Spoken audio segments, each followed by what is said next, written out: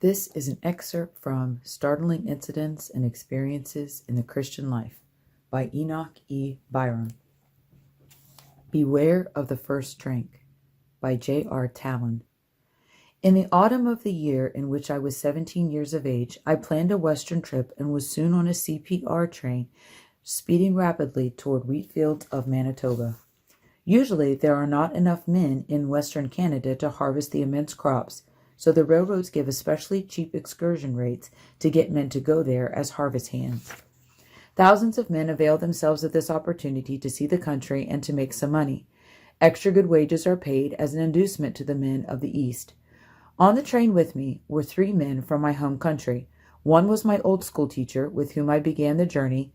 The other 2 were young fellows, whom I knew to be lively and even rough. Being of a lively disposition myself, I did not enjoy the company of the school teacher very well, so before reaching Winnipeg, I had taken up with the 2 livelier young men. We arrived in Winnipeg one evening after 7 o'clock. These young men had been drinking some along the way, but up to this time in my life I had never taken a drink of any intoxicating liquor. Immediately upon leaving the train, they proposed to go to a saloon. I went with them. On arriving at the door, I told them I would wait outside, but they insisted that I should go in with them.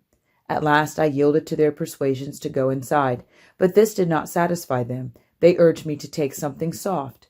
Just as we stepped inside the saloon, the bartender shouted out, "All out, it is 8 o'clock." In Manitoba, all bar rooms must close at 8 o'clock on Saturday night. Of course, there was no further time then for discussing the matter, so I told them I would take something soft. I stepped up to the bar with them and asked for a glass of lemon sour, while they ordered beer.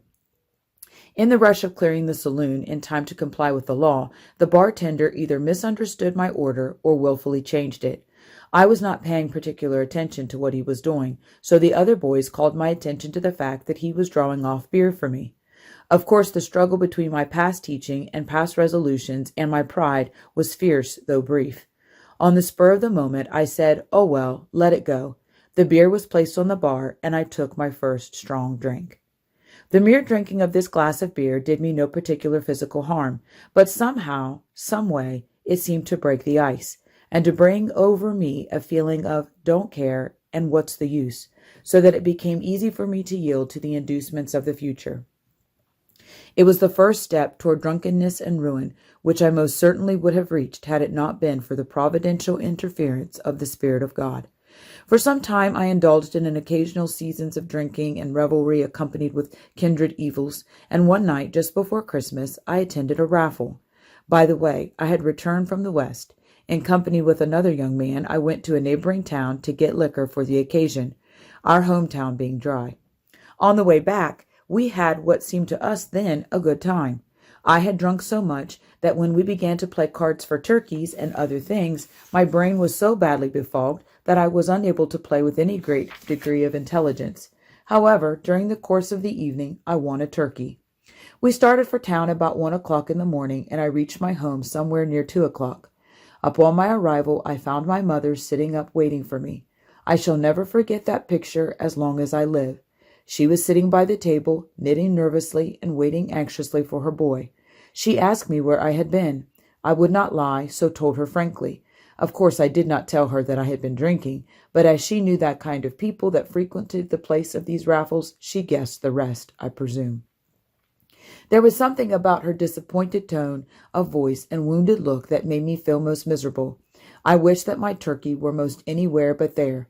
I was absolutely ashamed of it, but I carried it through the house, hung it up, and hastened off to bed.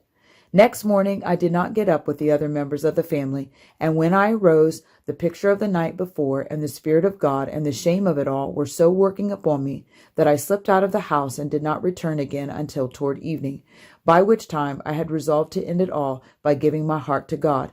This I did as soon as opportunity presented itself. Thus you see how I took my first and last drink.